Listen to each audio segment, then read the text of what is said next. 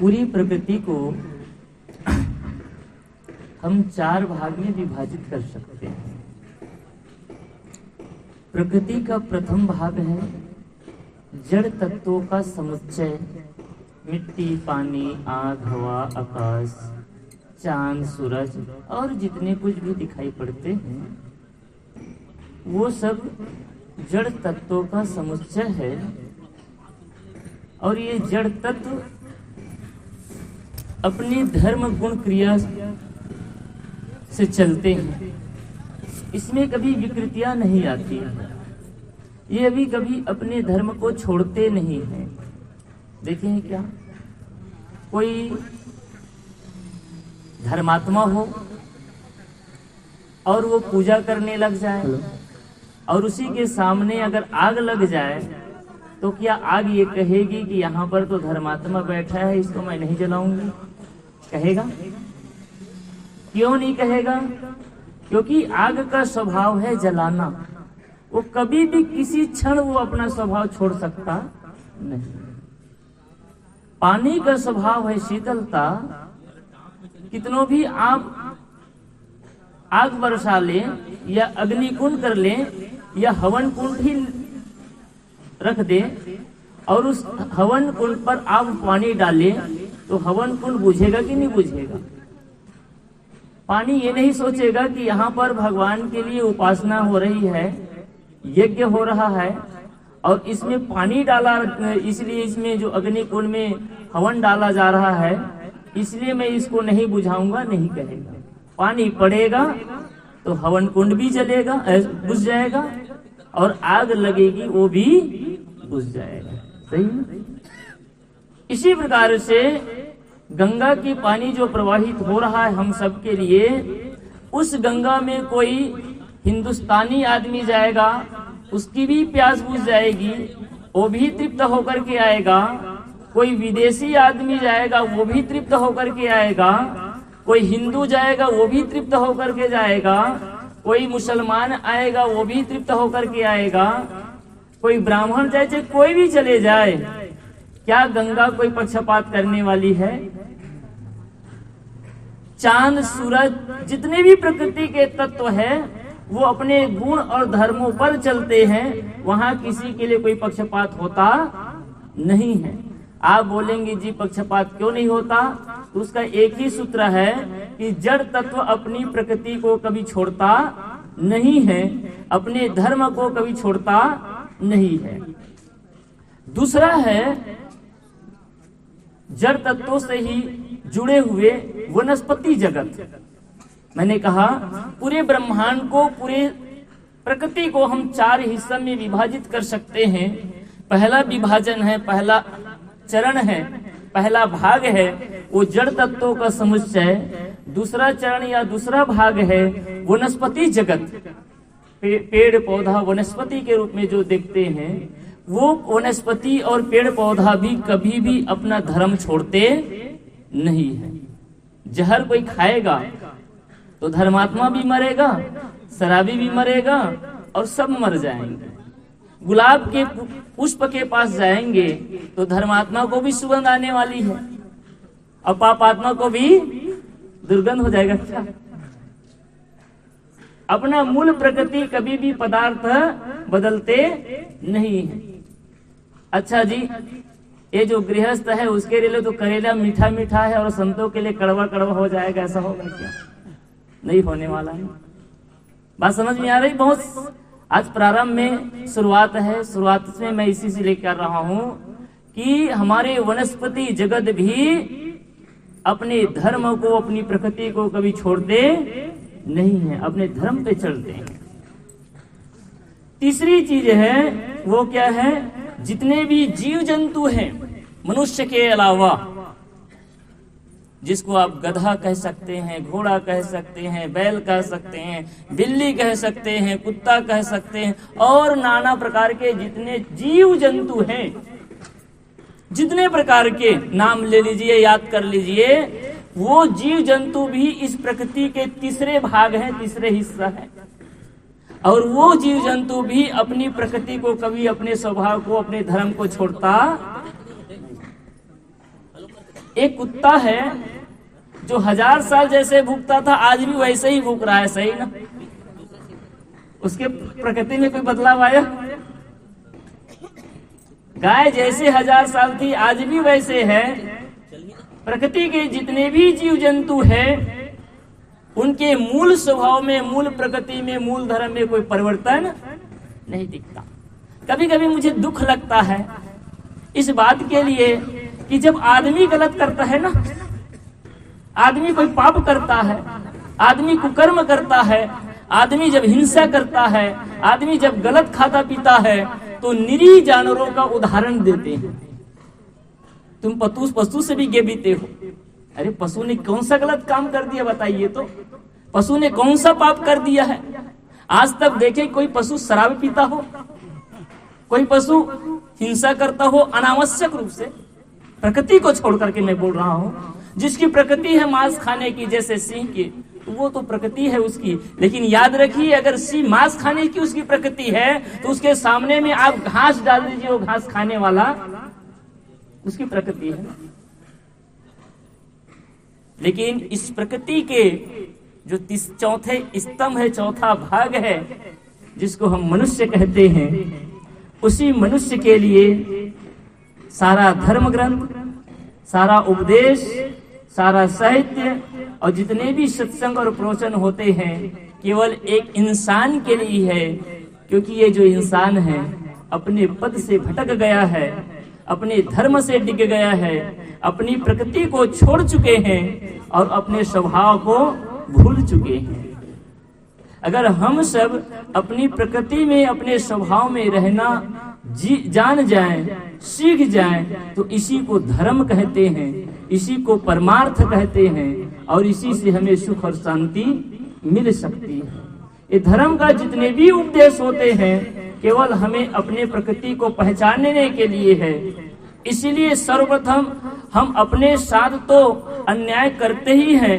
ये 3 जगत है, वनस्पति जगत, जड़ जगत और पशु जगत। ये तीनों पर अत्याचार अगर कोई करता है तो मनुष्य ही अत्याचार करता है, जिसका दुष्परिणाम यह है कि आज पूरे वायुमंडल दूषित हो चुका है, पानी दूषित हो चुका है, पूरे धरती दूषित हो चुका है और धरती नहीं पूरे ब्रह्मांड दूषित हो चुके हैं, जिसके कारण ओजोन परत कहते वो भी छेद होने लगे।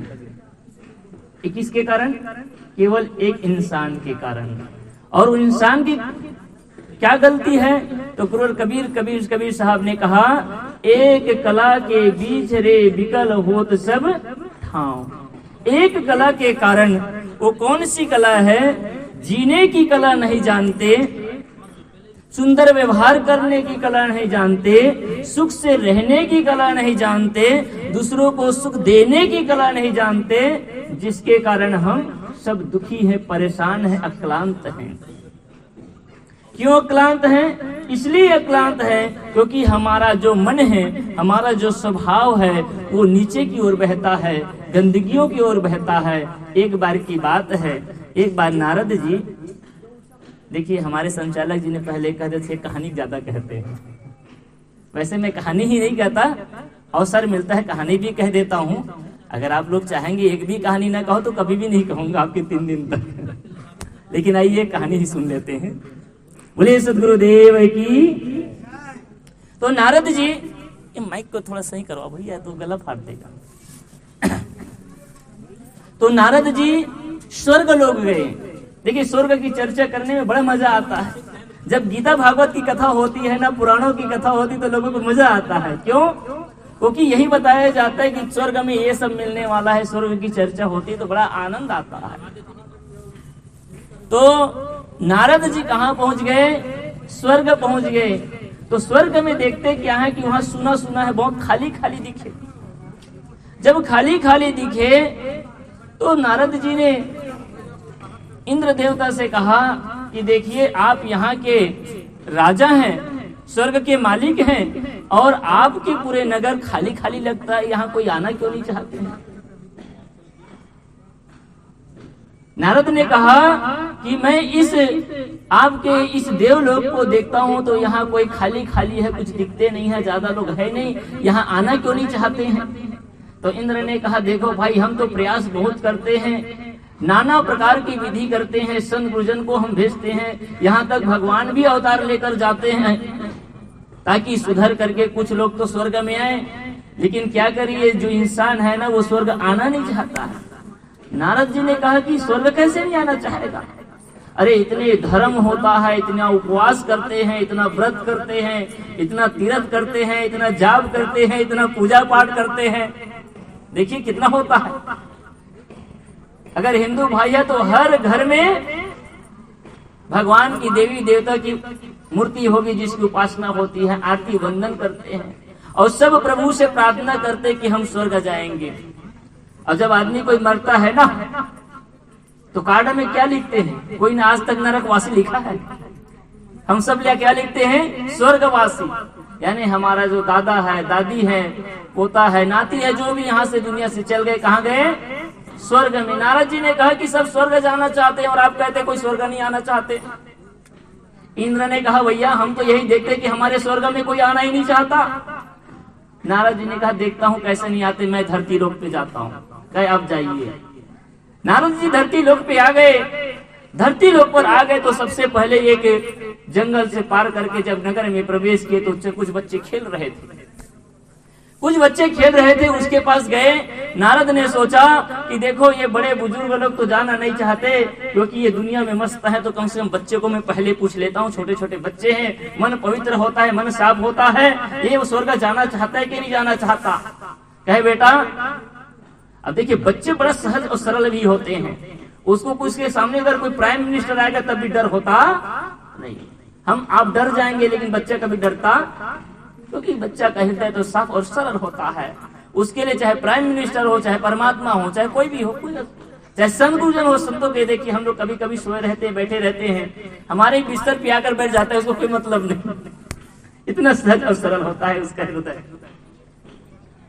तो बच्चों को जाकर कहा बेटा मैं स्वर्ग से आया हूँ, मुझे नारद कहते हैं, क्या तुम मेरे साथ स्वर्ग जाओगे? बच्चों ने कहा कि स्वर्ग क्यों जाए? अरे कहे वहां सब कुछ बढ़िया बढ़िया होता है और ऐसा वैसा है, पूरी व्याख्या किया। बच्चों ने कहा कि हम स्वर्ग जाएंगे तो ये गिल्ली डंडा खेलने मिलेगा, ये धूल फूल मिलेगा कि नहीं मिलेगा, हमारे साथी रहेंगे कि नहीं रहेंगे? तो भी नारद जी ने कहा कि तुम सब एक साथ कैसे जा सकते हो? किसी एक को ही एक साथ ले सकता हूँ, एक ही जाएगा मेरे साथ में। बच्चों ने कहा फिर ऐसे नहीं जाएंगे, हम अपने रामू श्यामू और प्रेमू को छोड़कर कहीं जाने वाले नहीं।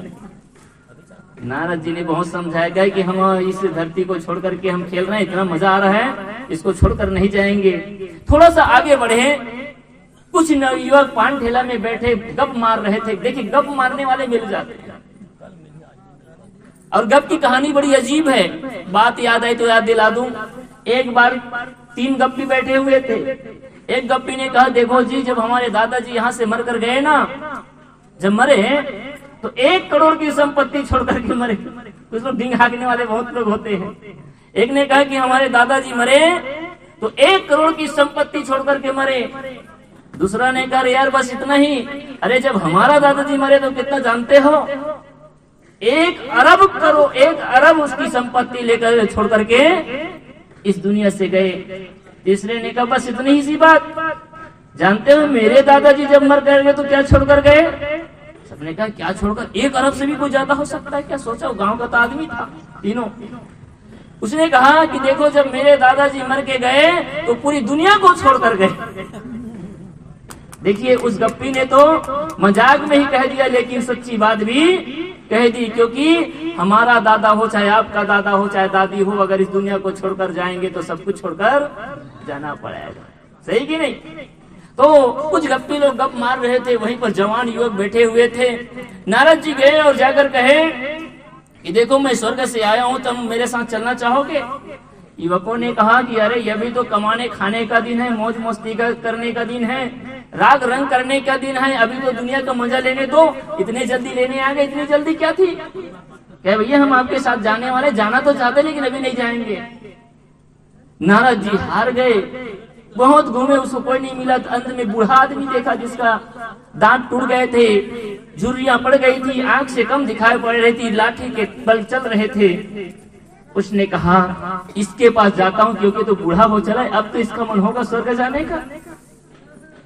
उसने गया और कहा दादाजी मैं नारद हूं, मैं स्वर्ग से आया हूं, मैं तुम्हें लेने आया हूं, तुम मेरे साथ चलोगे? बूढ़ा ने कहा स्वर्ग जाने की बात तो ठीक है, लेकिन इतनी जल्दी? अरे मेरे पोते की शादी नहीं हुई है, मेरी बेटी की शादी नहीं हुई है, मुझे घर बनाना है, इतना और संपत्ति खरीदना है, और तुम मुझे जल्दी स्वर्ग ले जाना चाहते हो? अभी कुछ दिन और दुनिया तो देखने दो। सज्जनों, आदमी बूढ़ा हो जाएगा, बिस्तर पे चला जाएगा, बीमार पड़ जाएगा, लेकिन मरना नहीं चाहता है। कोई मरना नहीं चाहता, क्योंकि स्वर्ग जाने के लिए मरना पड़ता। बात सही भी है, संत जन कहते स्वर्ग जाने के लिए मरना पड़ेगा, लेकिन किसको मारना पड़ेगा? अरे इस तन को मारने से आप स्वर्ग में नहीं जाते हैं, बल्कि इस मन को मारने से आप सुख और शांति रूपी स्वर्ग में जरूर चले जाते हैं। मन को मारना सीखिए। तन तो बार बार मर जाता है, तन के मरने से कोई स्वर्ग जाता नहीं है। गुरु कबीर ने कहा भी है, जियत न तरे मुए का तरी हो, जियत ही जो न तरे। कबीर साहब कहते अगर जीते जी तूने उद्धार और कल्याण का काम नहीं किया, तो मरने के बाद भी तुम कल्याण प्राप्त नहीं कर सकते। नारद जी हार गए, बाहर जाने की तैयारी हो ही रही थी, स्वर्ग वापस जा ही रहे थे, तो देख लिया क्या, एक सुअर, एक जो सुअर है गंदी में, देखते हैं सुअर कहाँ रहता है ना?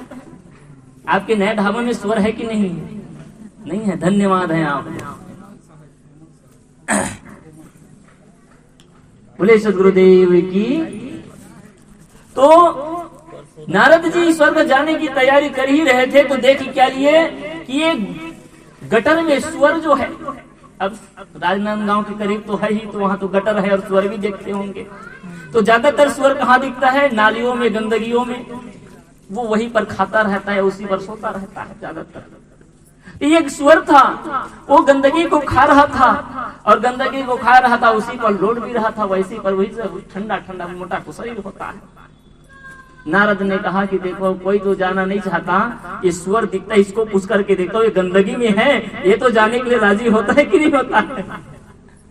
नारद जी गए। नारद जी ने सोचा ये तो हमारे विष्णु भगवान का प्रथम अवतार भी है, शुक्र अवतार हमारे भगवान ने लेकर के आया, तो चलो इसके पास ही चलो, ये स्वर्ग तो जरूर जाना चाहेगा।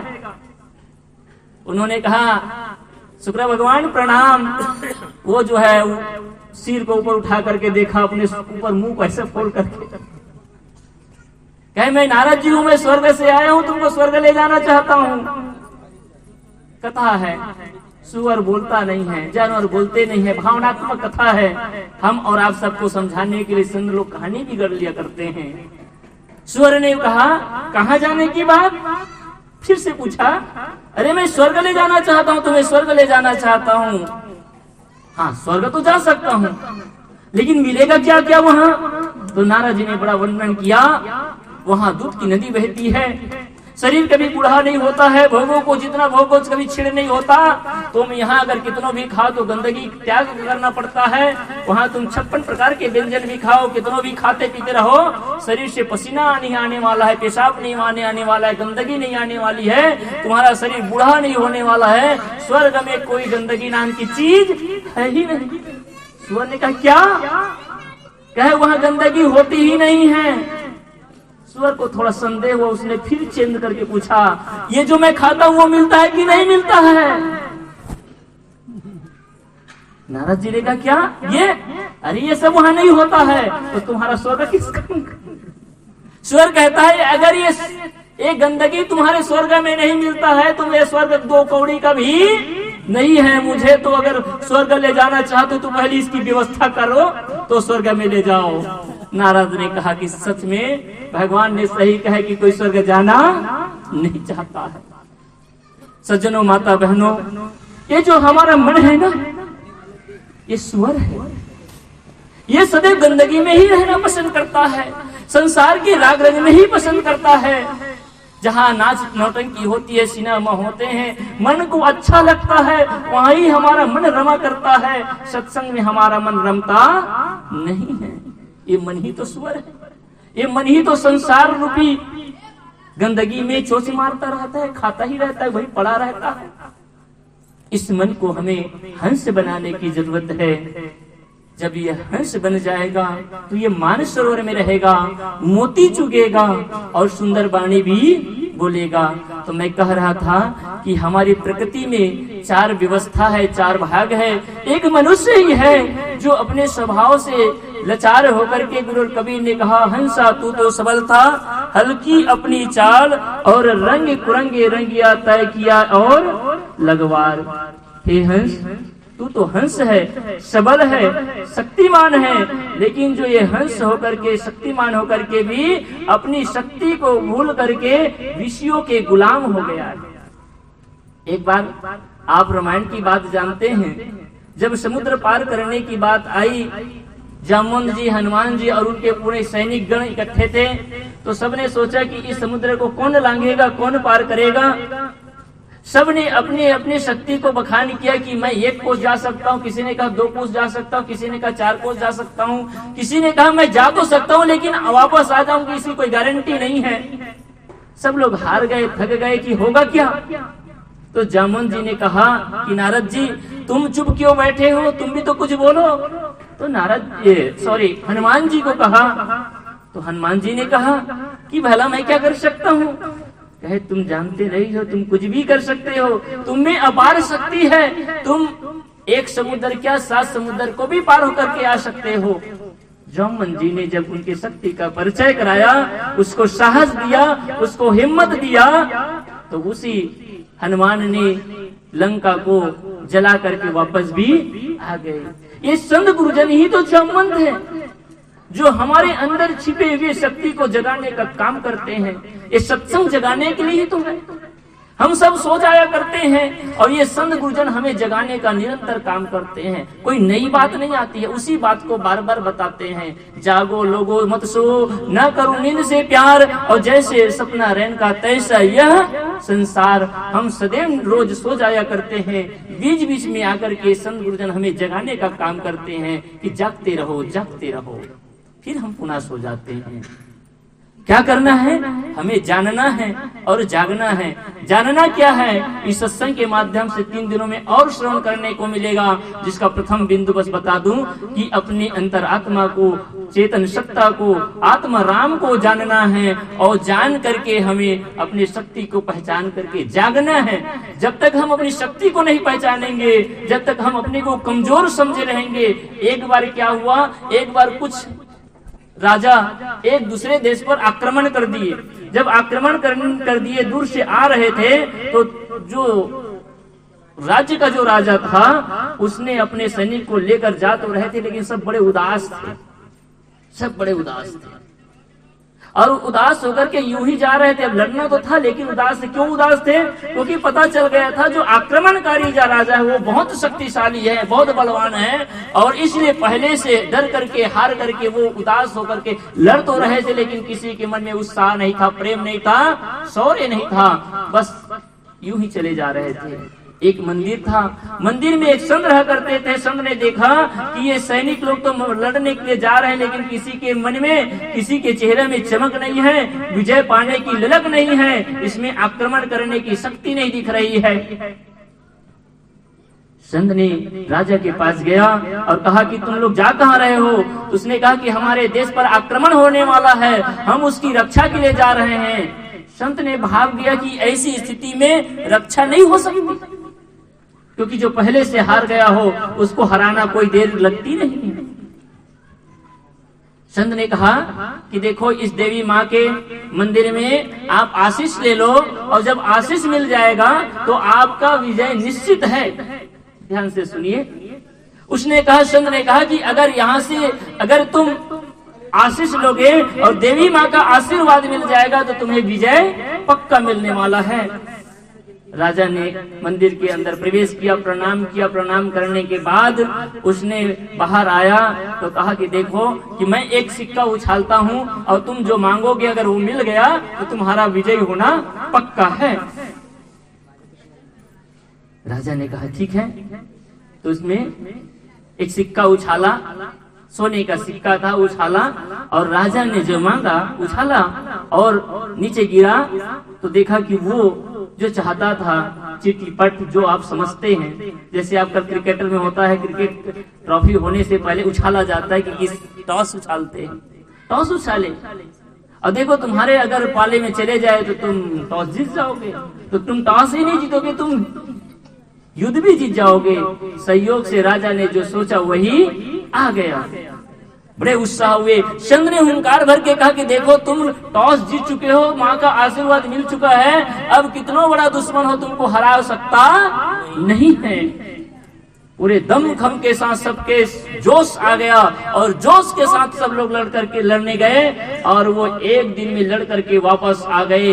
पूरे भगा दिए, छक्के छुड़ा दिए सबको। और जब वापस आए उसी देवी के मंदिर में सिर टेके आशीष लिए और प्रणाम करके कहे कि देवी माँ आपके आशीष से हम आज विजयी हो गए हैं। संत कहे कि ये देवी माँ का आशीष नहीं, ये तो तुम्हारा ही आशीष था, तुम्हारा ही आशीर्वाद था, तुम्हारे अंदर की वो शक्ति थी, वो जोश था जिसने तुमको विजय दिलाया। राजा ने कि वो कैसे? कहे देखो ये सिक्का है ना, ये दोनों तरफ से बराबर है, ये सिक्का जो है ये दोनों तरफ से बराबर है। तुम जो सोचते बस एक ही आने वाला था, दूसरा आने का कोई चांस ही नहीं था। तो राजा ने कहा तो जीते कैसे? तुम्हारे अंदर का जो शक्ति है, जो पौरुषय है, वो मर चुकी थी, लेकिन माँ के आशीर्वाद पाते ही तुम्हारे अंदर से वो शक्ति पौरुषय वापस आ गया और तुम्हारे अंदर जो दमखम था, जो जोश था, जो ताकत थी, पूरे ताकत और शक्ति से तूने संहार किया तो तुम विजयी होकर के आए हो। शक्ति तुम्हारे अंदर थी, उस शक्ति के तुम भूल चुके थे। आज यही बात हम सबके लिए लागू होता है कि हम अपने अंदर के दिव्य शक्ति को भूल चुके हैं, इसीलिए हम आदतों के गुलाम हैं और पत्थर मूर्ति के देवी देवता के रूप पर भी हम गुलाम हैं। तमाम प्रकार की गुलामी आज जकड़ चुकी है। इसका एक ही कारण है कि आज अपने आदमी जो है अपने अंदर के शक्ति को भूल चुका है और ये संत गुरुजन इसी शक्ति को जगाने का, बताने का प्रयास करते हैं। इसी के लिए सत्संग होता है। बस इतना ही कहकर अपनी वाणी को विराम देता हूँ। बोले सद्गुरु देव की जय।